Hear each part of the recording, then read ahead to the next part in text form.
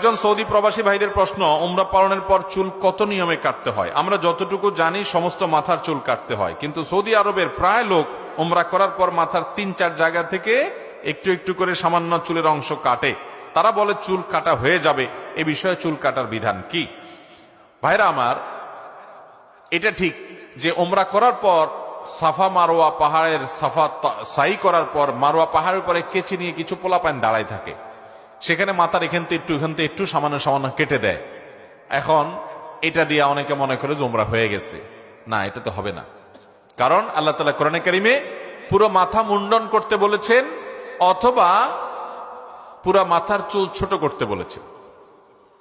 ওয়ামুকাসসিরিনা লা তাখাফুন, যারা পুরা মাথার চুল ছোট করছে তাদেরকে বলছে তাদের ভয় নাই, হয়ে যাবে। কিন্তু আল্লাহ তাআলা মাথা মুন্ডন করার নির্দেশ করেছেন। নবী করিম সাল্লাল্লাহু আলাইহি ওয়াসাল্লাম দোয়া করেছেন, আল্লাহুম্মা আরহামিল মুহাল্লিকিন, আল্লাহ হজ এবং